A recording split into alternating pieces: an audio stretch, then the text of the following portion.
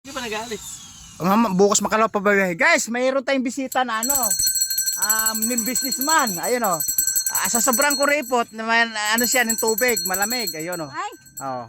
Alright. Oh, binigyan siya natin ng tubig.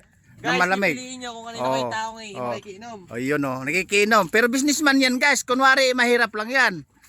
Oh, pero maraming salapi, mayaman yan. Diyan mo lagay.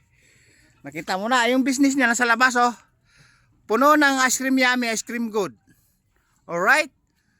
Minsan lang siya napadaan dito. Pero minsan di pa ako nalibre. Ah!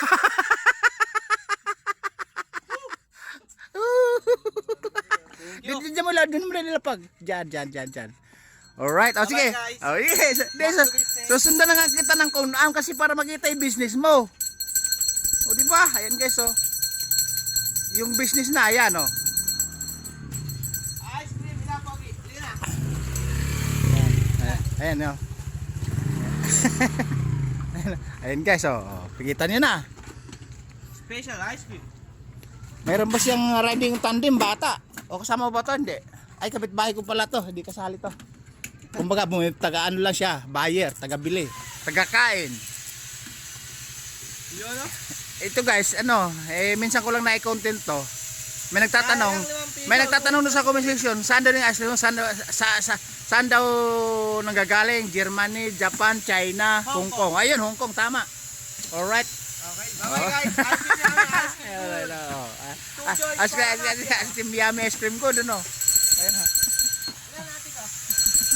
Ayun na.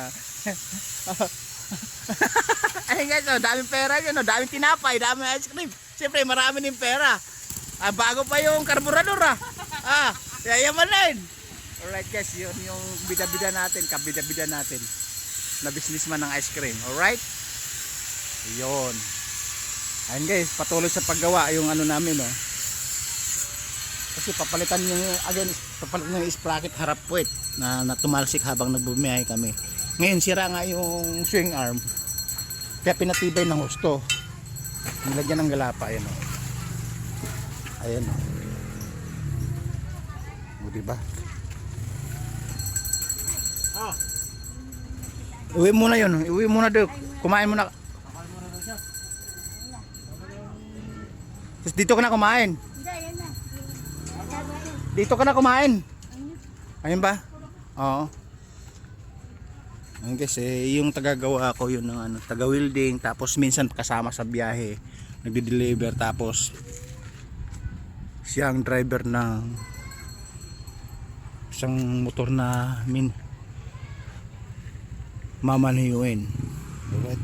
Nagulat ako, tanggal yung sprocket, tanggal yung spark plug. Nugot pala. Yan guys, pinatibay lang yung yung swing arm. Kasi guys, pag bumili nga naman kasi ng bago, ang kinalabasan manipis din kasi standard nga ito nakakabit. Standard din yung nabibili na bago. Kaya lang kulang din sa kapal, kulang din sa tibay. Kaya yung luma, pinatibay na lang. Dati itong nakagalapan na guys, yung kabila dumupok. Alright, dumupok yung kabila. Tatapalan yung kabila. Alright. Kaya isang gawaan na lang din. Total papalitan na ng mga sprocket.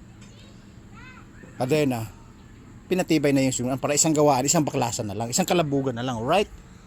Pinakita ko lang sa inyo guys yung paano dumiskarte na makatipid at tumibay ng husto yung gamit mo. Alright. Mamaya buo na yan, mga 1 oras, 2 oras buo na yan, kabit na lahat yan kasi ito nga lang pinatibay. Alright, babu.